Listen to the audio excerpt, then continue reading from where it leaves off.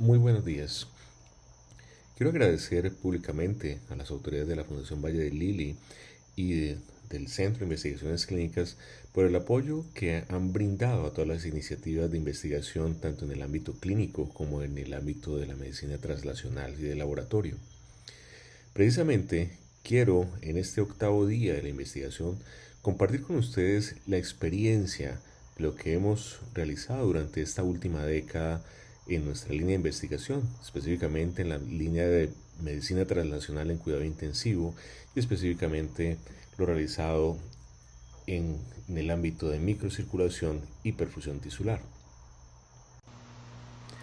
Hasta hace relativamente poco tiempo, el estudio de la microcirculación estaba circunscrito a los laboratorios de investigación. Fue a través precisamente de la técnica de microscopía intravital que empezamos a entender las interacciones entre la microcirculación y los tejidos circundantes. Sin embargo, hace ya poco más de 20 años, algunos sistemas portátiles como el SDF permitieron observar la microcirculación en individuos vivos y en tiempo real. De hecho, esa tecnología SDF pudimos utilizarla en la unidad de cuidado intensivo para realizar observaciones en tiempo real de la microcirculación de individuos críticamente enfermos, utilizando como ventana algunas superficies mucosas, específicamente la mucosa sublingual. De este modo, pudimos entender cómo el microflujo difería de forma muy importante entre personas normales y aquellas que estaban severamente inflamadas, como es el caso de aquellos que presentan shock séptico. Como ven ustedes en la imagen de la derecha, el flujo de un paciente con shock séptico está completamente alterado y está caracterizado por algunas zonas donde la microcirculación está completamente detenida, como pueden ver ustedes en el video, mientras que la densidad capilar está igualmente severamente disminuida.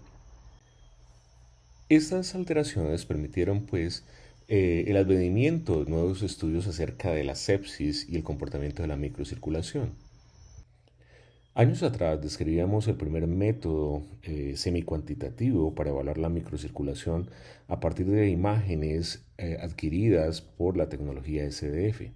Esto nos permitió hacer algunas observaciones objetivas en pacientes con shock séptico y sepsis severa y logramos demostrar cómo había una relación entre estas alteraciones y los desenlaces clínicos.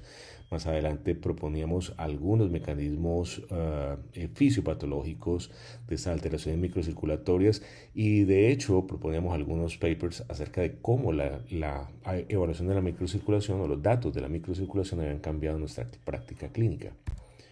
Años atrás también mostrábamos cómo efectivamente las alteraciones de la microcirculación estaban directamente relacionadas con desenlaces clínicos y cómo adicionalmente esas alteraciones microcirculatorias explicaban por qué la saturación venosa central y la saturación venosa mixta no eran buenos métodos para evaluar la perfusión tisular. Sin embargo, más allá de la sepsis, la microcirculación fue también evaluada en preeclampsia. Y de hecho, años atrás mostrábamos cómo en pacientes con preeclampsia severa y con síndrome HELP mostraban alteraciones microcirculatorias bastante similares en algunos casos a aquellos pacientes con sepsis severa y shock séptico. De hecho, en una publicación nuestra mostrábamos cómo habían alteraciones importantes en el porcentaje de vasos pequeños perfundidos y de hecho también alteraciones importantes en la densidad capilar que se relacionaban con la severidad de la preeclampsia y el síndrome HELP. En años posteriores mostramos las relaciones entre la microcirculación y la monitoría del dióxido de carbono. Inicialmente, en cuanto a la diferencia venoarterial de dióxido de carbono en pacientes que ingresaron a nuestro servicio de urgencia y fueron después hospitalizados en cuidado intensivo, mostrando una relación entre la persistencia de elevación de la diferencia venoarterial de dióxido de carbono con desenlaces clínicos. Posteriormente, la relación entre esta diferencia venoarterial de dióxido de carbono con las alteraciones de la microcirculación y posteriormente propondríamos un método un poco más complejo en el que se combinaba la diferencia venoarterial de dióxido de carbono con la diferencia arteriovenosa de oxígeno, formando así una razón entre el CO2 y O2. Precisamente esta combinación de la relación CO2-O2 y el lactato nos llevó a un paper en 2015 que ha sido ya visitado más de 10.000 veces y tiene más de 80 publicaciones, más de 80 citaciones, y que durante 2016 fue precisamente el número uno del top 10 de los artículos más visitados de la revista Intensive Care Medicine. Tratando de establecer los mecanismos fisiopatológicos de la diferencia veno-arterial de dióxido de carbono y la microcirculación, nos dirigimos entonces a nuestro laboratorio de medicina translacional en la Universidad de ICESI. Este laboratorio funciona desde 2014, realizándose allí experimentos en animales grandes, recreando modelos de shock séptico, shock hemorrágico, bajo monitoría invasiva y monitoría avanzada hemodinámica y respiratoria. Precisamente tratando de responder la pregunta acerca de las interrelaciones entre los gaps de CO2 y la microcirculación, finalmente esto fructificó en una publicación en el Journal of Applied Physiology, donde mostramos cómo la heterogeneidad del flujo microvascular está directamente relacionada con las alteraciones de la extracción de oxígeno durante el shock séptico. Por otro lado, nuestra línea de investigación ha estado también implicada en estudios clínicos. Quizás uno de los más importantes es el ART, un ensayo clínico controlado, multicéntrico, en pacientes con SDRA que fueron sometidos a una estrategia de reclutamiento alveolar versus la estrategia de manejo convencional. Los resultados de este estudio los presentamos en el Congreso Europeo de Cuidado Intensivo en Viena en 2017 y el estudio fue publicado finalmente en JAMA y mostró un incremento significativo de la mortalidad en aquellos individuos sometidos a la estrategia de reclutamiento alveolar. Un año más tarde, en el Congreso Europeo de Cuidado Intensivo realizado en París en 2018, nuestro estudio Andromeda Shock fue presentado en la sesión Hot Topics del Congreso. Andromeda Shock comparó una estrategia de resucitación guiada por signos clínicos versus una resucitación guiada por niveles de lactato en pacientes con shock séptico. Los resultados fueron publicados en JAMA en el año 2019 y pues para orgullo nuestro es una publicación que en este momento cuenta con más de 270 citaciones y ha sido visitada ya más de 146.000 veces. El estudio finalmente mostró una reducción de 8% absoluto en la mortalidad a favor de la resucitación guiada por signos clínicos, pero esta diferencia finalmente no alcanzó el umbral de significancia utilizando la estadística tradicional. Llegaría posteriormente la pandemia, el SARS-CoV-2, y los ensayos y los estudios en sepsis se detendrían de forma temporal debido a la emergencia. Pues bien, en medio de esa emergencia, tomamos la emergencia como una oportunidad de aprendizaje y finalmente montamos un ensayo clínico controlado del uso de cánulas de alto flujo, el estudio High Flow, en el que se comparó precisamente la terapia de alto flujo de oxígeno versus terapia convencional sobre la necesidad de ventilación mecánica invasiva y la recuperación de pacientes con COVID-19 severo. En ese estudio autorizamos 220 pacientes y finalmente la estrategia de alto flujo condujo a una reducción significativa en el número de pacientes entubados e igualmente condujo a una recuperación clínica más rápida frente a aquellos sometidos a terapia convencional de oxígeno. El estudio fue finalmente publicado en la revista JAMA en el año 2021.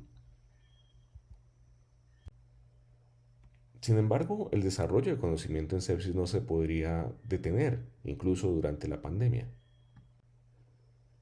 Fue entonces como en medio de la pandemia publicamos un par de estudios observacionales en shock séptico. Uno de ellos acerca del uso muy temprano de norepinefrina en pacientes de este tipo, en el que se mostró cómo el uso de norepinefrina antes de completar el bolo de 30 mililitros por kilo de cristaloides recomendado por Surviving Sepsis Campaign mostraba que este inicio temprano de norepinefrina estaba relacionado con una menor mortalidad, una disminución significativa me refiero. La pregunta era, ¿qué pacientes podrían beneficiarse más de esta estrategia? Probablemente aquellos que estaban más vasodilatados, era la hipótesis, y en este sentido nació la idea del Diastolic Shock Index, que no es otra cosa que la razón entre la frecuencia cardíaca y la presión arterial diastólica. En esta observación mostramos cómo valores progresivamente mayores de DSI o de Diastolic Shock Index están relacionados con una mayor mortalidad. Pero de forma muy interesante, aquellos pacientes que recibieron el vasopresor más temprano y que tuvieron DSI más alto fueron los que tuvieron el mayor beneficio. Es así como nuevamente nos movemos a nuestro laboratorio de medicina translacional y montamos un nuevo experimento en porcinos, esta vez de shock endotoxémico. Para ello, utilizamos una monitoría hemodinámica compleja en la que a los porcinos se les equipó con un catéter venoso central, con un catéter de Swan-Ganz. Además se insertaron flujómetros ultrasónicos en la aorta descendente, en la aorta abdominal supracelíaca y otro flujómetro ultrasónico en la mesentérica superior. Se insertaron igualmente un par de flujómetros láser Doppler en la superficie mucosa y serosa del ilion. Se insertó un catéter en la vena porta para recoger sangre del lecho esplácnico e igualmente el porcino se equipó con un sistema de termodilución transpulmonar, un sistema pico para medición del gasto cardíaco y de parámetros de agua extravascular pulmonar, de volumen telediastólico global, etc. Finalmente se realizó una ostomía en el ilion a través de la cual observamos la microcirculación de forma directa mediante el uso de un dispositivo SDF. El experimento consistió pues en la inducción de shock mediante la infusión de lipopolisacárido. Una vez alcanzado el momento de shock, un grupo de animales fue sometido al uso de vasopresor inmediato y una vez lograda una presión arterial media por encima de 75 milímetros, la resucitación continuó con alícuotas de líquidos de 4 mililitros por kilo durante las primeras 6 horas, tratando de normalizar el lactato sistémico, mientras que el grupo de líquidos convencionales recibió la carga convencional de 30 mililitros por kilo y solo al final de esa carga de 30 mililitros por kilo a una hora se le inició el soporte vasopresor. Igualmente, a partir de esta hora, los modelos recibieron alícuotas de 4 mililitros por kilo de lactato Ringer, tratando de normalizar los niveles de lactato. Es decir, que la diferencia básica entre los dos grupos fue precisamente la velocidad en la que se introdujo el vasopresor dentro del modelo. Y finalmente estos son los resultados. Noten ustedes que aquellos modelos sometidos a un vasopresor temprano que están en los círculos grises tuvieron un flujo microcirculatorio en la mucosa intestinal y en la serosa significativamente mayor que aquellos que recibieron la carga inicial de líquido seguido por vasopresores. Cuando ven ustedes los dos paneles inferiores, notan ustedes cómo la microcirculación a nivel yeyunal vista a través del dispositivo SDF se deteriora durante el shock, pero se recupera de forma mucho más rápida y más efectiva. De hecho, alcanza casi la normalidad a las 6 horas en aquellos modelos sometidos a vasopresor temprano, a diferencia de aquellos que recibieron primero líquidos, en los que, a pesar de que se observa también cierta mejoría en la distribución microcirculatoria, esta nunca alcanza la normalidad y de hecho a las 6 horas la microcirculación persiste todavía sustancialmente anormal.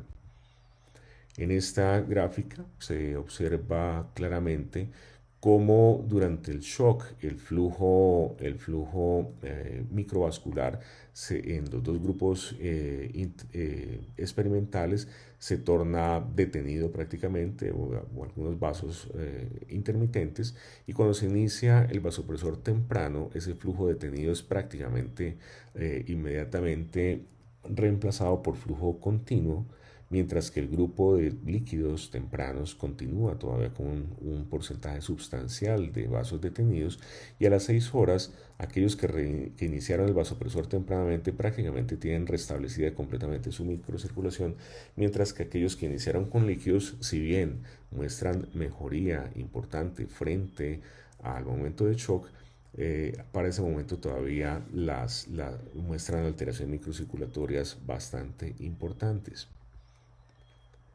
Finalmente, aquellos sometidos a un vasopresor temprano tuvieron un requerimiento significativamente menor del nivel de vasopresores al final del experimento, y finalmente mostraron un índice de agua extravascular pulmonar, un ELWI, significativamente menor que aquellos que recibieron líquidos inicialmente, lo que significa que finalmente aquellos modelos que recibieron vasopresor temprano requirieron menos vasopresores, requirieron menos líquidos y finalmente tuvieron menos lesión a nivel pulmonar. En esta imagen de SDF ven ustedes la microcirculación intestinal de uno de los modelos antes de la inducción de shock. En este otro video ven ustedes cómo la microcirculación de las vellosidades intestinales prácticamente se detiene durante la inducción del shock. Y en esta otra ven ustedes cómo el flujo microcirculatorio se empieza a restablecer casi de manera completa en aquellos modelos sometidos a vasopresor temprano. Y 6 horas después se nota un restablecimiento casi completo de la microcirculación a nivel de la mucosa intestinal. En resumidas cuentas, el uso temprano de vasopresor en este modelo de endotoxemia condujo a una mejoría significativa del flujo total microcirculatorio, de la distribución del flujo microvascular, y mostró también al final menor requerimiento de la cantidad de líquidos necesarios para la reanimación y menores dosis de norepinefrina al final del experimento, conduciendo finalmente a una disminución en el agua extravascular pulmonar. Finalmente, algunas palabras acerca de lo que viene en adelante para nuestra línea de investigación. Me refiero entonces al estudio Andrómeda Shock 2, un ensayo clínico controlado en el que pacientes con shock séptico serán aleatorizados a una estrategia guiada por signos clínicos, específicamente llenado capilar, pero seguida o intervenida de acuerdo a fenotipos hemodinámicos clínicos, en el que se utilizará una valoración sistemática de la capacidad de respuesta a volumen, y se realizará ecocardiografía focus selectiva en algunos pacientes. Andrómeda 2 incluirá 1.500 pacientes con shock séptico. Estos serán colectados en más de 75 unidades de cuidado intensivo en 25 países y 4 continentes. Andrómeda 2 está liderado por la Fundación Valle del Lili en conjunto con la Pontificia Universidad Católica de Chile y el Hospital Erasmo de Rotterdam en Holanda. Esperamos en los siguientes 2 años lograr la muestra propuesta, y pues para ese entonces trataremos de traerles a ustedes los resultados, ojalá en una de estas jornadas de día de la investigación del Centro de Investigaciones Clínicas. Siendo esto pues lo que traía para compartir con ustedes, no me queda más que agradecer nuevamente a las autoridades del Centro de Investigaciones y a las autoridades de la Fundación Valle de Lili por todo el apoyo que me han brindado durante esta última década, precisamente para conducir los estudios que bien he tratado de resumir de forma muy breve el día de hoy. Mil gracias.